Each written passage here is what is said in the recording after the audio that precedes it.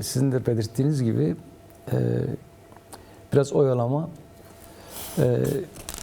gibi görünüyor ki gibisi de fazla. Şimdi var olan iktidar yani birçok değerden uzak bir iktidar. Yani bir yurtseverlikten uzak bir iktidar. İki demokrasiden uzak bir iktidar. Bunlar kodlarında yok bunların. Şimdi yaklaşımları da o yönlü. Tüccar mantığıyla bu işi götürmeye çalışıyorlar. Ve bunu da Türkiye Cumhuriyeti'nin 20. yüzyılın başlarındaki kodlarıyla yürütmeye çalışıyorlar. Yani şimdi bir yüzyıl geçmiş, bir yüzyıl önceki kodlarla sen bugün bir devlet yönetemezsin. Yani herhangi bir şey yapamazsın yani 100 yıl önceki kodlarla. Her şey değişiyor. Ki 20. yüzyıldaki kodlar da tamamen inkar ve imha temelli politikalardı ve bu politikalarla yani ellerindeki araç bu. O çıkarcı, demokrasiden uzak, toplumculuktan uzak, toplumdan uzak politikalarını, yaklaşımlarını bu 20. yüzyıl Türkiye Cumhuriyeti'nin 20. yüzyıl kodlarıyla onu araç olarak kullanıp yürütmek istiyorlar. Yani şimdi şey yok yani herhangi bir dert yok yani Türkiye'nin geleceği konusunda herhangi bir dert yok. Yani geleceğinin güzelliği konusunda, güzel olması konusunda. Bir koltuk derdi var ama. Yani şimdi koltuk da onlar için. Yani koltuk da ait bir anlamda araç. Yani şimdi var olan siyasetleri yani 20. yüzyıl kodlarıyla aslında uyuşan yönleri de var. Özellikle İslamcı yönleri. Çok ümmetçi falan da deniyor ama çok ümmetçilikten de artık uzaklaşmış bir yaklaşım içerisinde. Çok o ümmetçilik şeyi de kalmamış. Yani ümmetçiliğin de en azından bir anlamı var yani. Ama bunlar ondan da uzak. Ondan da uzak bir yaklaşım içerisindeler. Tamamen şu anki iktidarlarını devam ettirmek istiyorlar bir araç olarak. Bu biçimiyle de talan, yağma, mezhepçi yaklaşım, yer yer Türk milliyetçiliği yaklaşımı bunları da kullanarak sürdürmek istiyorlar. Yani böyle bir yaklaşımları var. Tabii konjonktürel olarak da şu anki süreç itibariyle de yani 23 yıl, 24 yıl oldu. 24 yıldır iktidarlar.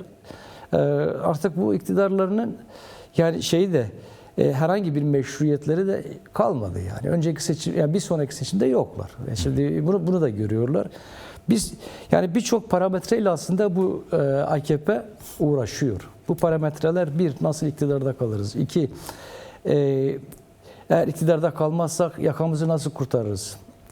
Onun dışında var olan çalıp çırptıklarımızı nasıl aktarırız? Yani birçok dertle yani bu anlamıyla kendi dertleriyle aslında uğraşan bir AKP'den bir AKP'li Cumhurbaşkanı'ndan bahsediyoruz. Yani böyle birinin şu an ki yaklaşımları da dediğim gibi 20. yüzyılın Cumhuriyetçiliğinin kodlarını kullanarak bugün şeyini yürütmeye çalışıyor. Siyasetini yürütmeye çalışıyor, ayakta kalmaya çalışıyor. Yani hiçbir demokratik değerle bağdaşmayan yaklaşımlarını biliyoruz. Aslında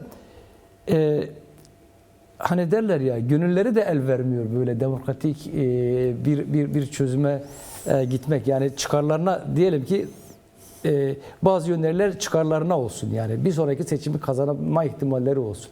Aslında yani diyelim ki ama işte demokratik değerlere yaklaşmak aslında biraz içlerine de sinmiyor. Çünkü kodlarında yok yani. Böyle bir bu hükümetin oluşturduğu sistemin, rejim diyelim artık yani. Kodlarında bu yok. Yani kodlarında ne var? Dünkü birkaç gündür gündemde olan katliamlar var yani. Bunları bu hükümet yarattı yani. 24 yıl yani herhalde Türkiye Cumhuriyeti tarihinde bu tür şeyler Türkiye'de yaşanmamış yani.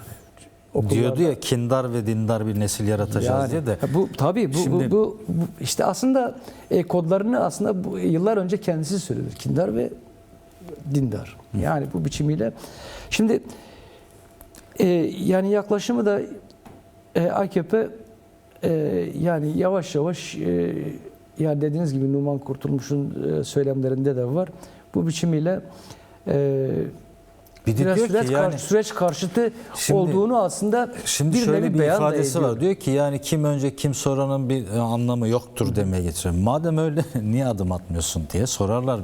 Bir de şimdi Ayşegül Doğan, DEM Parti basın sözcüsü, genel merkezde bugün bu yaptığı basın açıklamasında şöyle bir ifadesi var. Onu da aktarayım, izleyicilerimiz de kaçıranlar duymuş olsun. Diyor ki bir komisyon kuruldu biliyorsun. İşte aylarca çalıştılar, dinlemeler vesaire yapıldı. Sonuçta bir şekilde ortak bir rapor çıktı. Değerli ve önemli bir rapordu. Komisyonun görevi diyor örgütün silah bırakma süreciyle birlikte ortaya çıkacak durumu yönetecek yasal çerçeveyi belirlemektir. Hala bu yasal çerçeveyle ilgili herhangi bir adım atılmadı. Hala bu yasal çerçeveye ilişkin komisyon tarafından ortak uzlaşıyla belirlenmiş konulara dair bir takvimlendirme dahi yapılmadı. Yine rapordan alıntıyla örgütün tüm unsurlarıyla feshiyle silahların teslimi ve bırakılması sürecinde ihtiyaç duyulacak yasal düzenlemelerin yapılması konusunda genel anlayış birliği vardır. Şimdi bunları neden hatırlatıyoruz? Eğer siyasi partiler arasında grubu bulunan bir genel anlayış birliği varsa, ki var, rapor bunu tespit ediyor, ne yapılacağını söylüyor. Bazı tartışmalara aslında bu ortak raporda yön veriyor. Buna rağmen sanki bunlar hiçbir şekilde raporda tespit edilmemiş ya da genel bir anlayış birliğine varılmamış gibi yürütülen tartışmalar bu süreçle ilgili kaygıları arttırıyor diyor haliyle. Yani zaten raporda bunlar üzerine bir anlayış evet, zaten birliği oluşturulmuş. beklenen de odur yani. Şimdi bunlar böyle bir komisyon vardı. Bu komisyon bir rapor hazırladı. Bu raporun artık gerekleri yerine getirilmesi gerekiyor. Süreç oydu yani. Bu biçimiyle bunlar yerine gelmiyor. İşte burada artık niyet aramak gerekir. Hani bazı deyimler var mesela Türkçe'de, işte ipe un sermek gibi.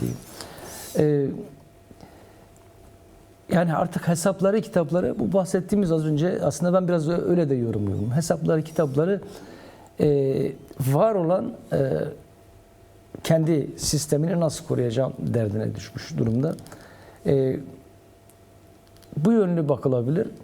Onun dışında aslında sadece AKP'ye bırakılacak bir şey değil yani. Bu anlamıyla muhalefetin de CHP'siyle, yine iktidar ortağı MHP'siyle, DEM Parti ile bu süreçleri zorlamak, aynı zamanda diğer yani toplum örgütleri tarafından da şey yapmak gerekir, yani zorlamak gerekir. Şimdi AKP aslında biraz niyet beyanı şu an.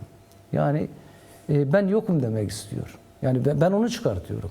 Şimdi bazı iddialarda da şimdi ismini vermeyeyim de bir basın portalında, haber portalında şöyle bir iddia da vardı. AKP'den DEM Parti'ye rest gibi bir ifadeyle kullanılıyor. Siz ne tür bir yasalar çıksın istiyorsanız şimdi oraya geleceğim. CHP ile beraber anlaşın, aranızda bir hazırlık yapıp bize sunun. Biz de karar verelim. Yani gibi bir meale gelen, anlama gelen bir şey. Bunun birçok yönlü doğruysa, doğru olup olmadığı konusunda bir şey söyleyemeyeceğim. Sonuçta kulis haber bu. Evet. Ama doğruysa da şöyle bir yanı var. Yani zaten ciddi anlamda kan kaybeden bir iktidar var.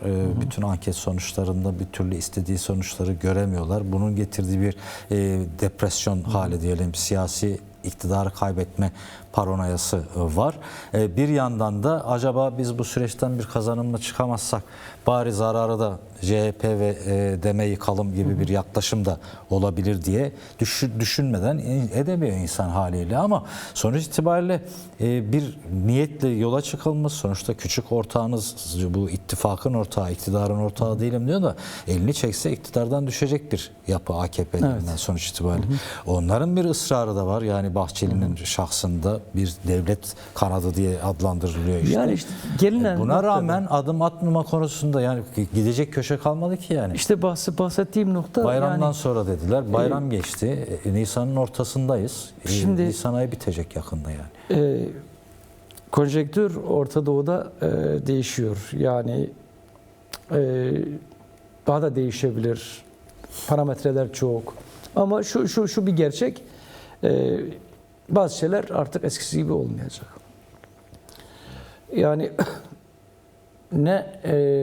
şimdi İran savaşından bahsediyoruz değil mi? İstersen İran, ona İsrail. geçmeden bir Yok, dosyamız oraya da var. geçmiyorum zaten. Geçelim geçmiyorum. Yok. birbiriyle bağlantılı konular. Şimdi dosyandan önce, yani yarın öbür gün şimdi Türkiye'de böyle bir atmosferin içerisine girebilir.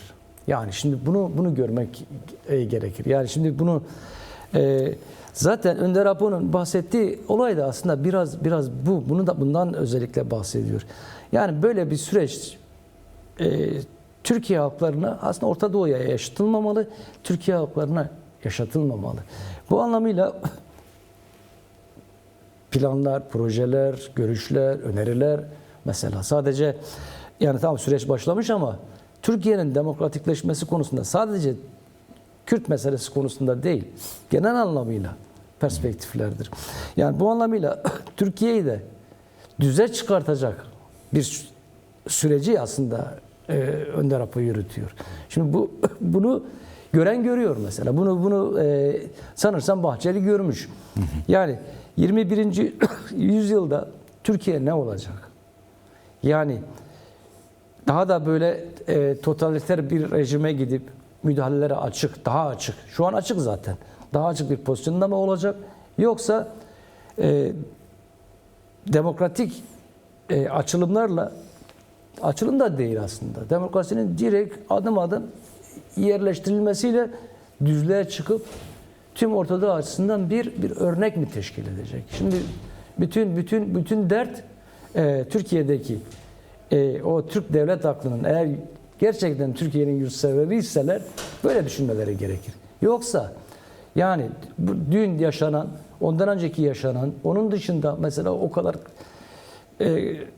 kadın cinayetleri var, o kadar çocuk cinayetleri var, o kadar işçi cinayetleri var, katliamlar. Bunlar hepsi bu sürecin ürünüdür. Yani aslında eskiden de vardı belki ama bu 24-25 yıllık iktidarda oluşturulan sistemin ürünüdür.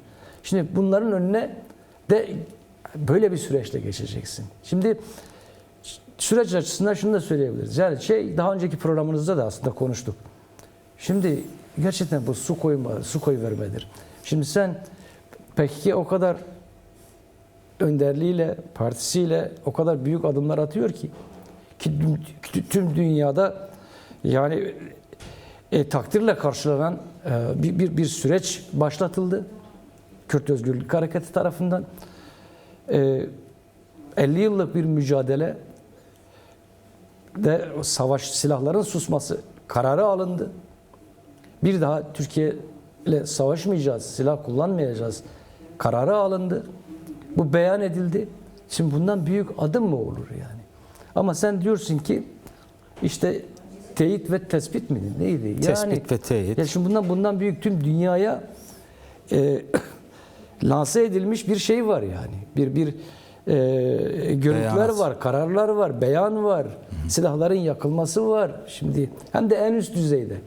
Şimdi sen bunları görmeyip de teyit ve neyi teyit edeceksin, neyi tespit edeceksin? Bu yani bir devlet yaklaşımı değil. Yani gerçekten AKP artık nasıl bir sistemse, yani ben biraz tanımlamaya çalıştım ama. Şey mi sence de bazıları da diyor ki mesela AKP diyor bu iktidar yani şimdiki yönetim için demokratikleşmeden de ben bu sürecin sorununu çözerim. Yani evet.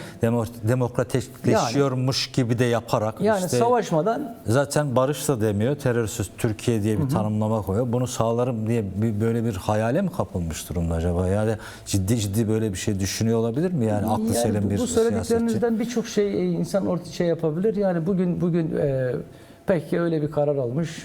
Demiş ki ben Türkiye ile savaşmıyorum. Yani sen bunu barış olarak görüyorsan, yani barış herhalde bazı şeylerin ateşkes ilan etti. Yani 1 Mart tarihinde. Odur. Rayına oturmasıyla olur. Demokratik açılımların yapılmasıyla olur. Oradaki toplumların demokratik bir ortamda yaşamasıyla olur. Şimdi barış olacaksa böyle olur. Onun dışında yani peki silah kullanmayacağım dedi. Şimdi sen bu şeyi kullanırsan, bu hala eski şeyinde iktidarda devam edersen, hala demokratikleştirmeyi getirmeden ben bu süreci götüreceğim dersen, nasılsa PKK'de bana silah sıkmıyor dersen olmaz. Başkaları da çıkabilir. Yani bu herkes bu sistemden rahatsız. Bak bugün mesela diyorlar okullar boştu. İnsanlar çocuklarını okula gönderemiyor. Herkes rahatsız. İşçiler rahatsız. Kadınlar rahatsız. Kadınlar rahatsız. Gençler rahatsız. Yani Türk ve Sunni, hatta Sunni'de de Hanefi olmayan herkes şu an Türkiye'de rahatsız. Ha, Türklerden de rahatsız olamıyor. Onlar da Yani rahatsız. o Onlar da başka bir rahatsız. şey. Böyle demokrattır, insani değerleri savunan insanlardır. Onlar da rahatsız ama yani bu adamların zihniyetlerinde o var. Türk olacaksın, bir de Hanefi olacaksın. Yani şeyde olmayacaksın mesela. Türk olup Şia da olmayacaksın. Şimdi öyle bir şey de var. Mesela Tel Afer'deki Şengal'den önce Tel Afer'de DAEŞ oraya girdiği zaman şeyler vardı. Şialar vardı, Sünniler vardı. Evet. Şialar katledildi orada. Şia Türkmen diyor ya soydaşım. Kılını kıpırdatmadığı gibi bir tek cümle bile onlar için söylemedi bu Türk devleti. Şimdi Yani böyle bir zihniyetin dışında olan herkes rahatsız yani. Bugün PKK demiş tamam ben savaşmayacağım Türk devletiyle. Ben Kürt varlığının yani inkarını ben durdurdum. Ben mücadelemi bu biçimiyle yürüteceğim. Ama birileri de çıkar der yani. Dersen ne diyeceksin? Birileri sana silah çekerse ne diyeceksin bu sefer? Yani bunları sen kendin doğuruyorsun. Nasıl ki PKK'nın ilk çıkışında PKK niye silaha sarıldı? PKK ondan öncesinde bir grup gençti, örgütleme çalışmaları yürütüyordu. Baktı bu devletle olmuyor. İnkar ve imhaya karşı bir ayaklanmaydı. Şimdi sen bu tür faşizan yaklaşımlara karşı her an birileri senin karşına çıkar yani. Olarak özetle eğer sen ciddi anlamda ben devletim diyorsan, bu 21. yüzyılda ben Türkiye'nin bekasını düşünüyorum diyorsan, Türkiye'nin bekasını tehdit oluşturan PKK değil, senin kendi yaklaşımlarındır. Senin faşizan yaklaşımlarıdır. Senin katliamcı yaklaşımlarındır. Şimdi bunları görmeyen bir devlet aklıyla bu iş yürümez. Bu devletin de beka sorunu kendisi olmuş olur.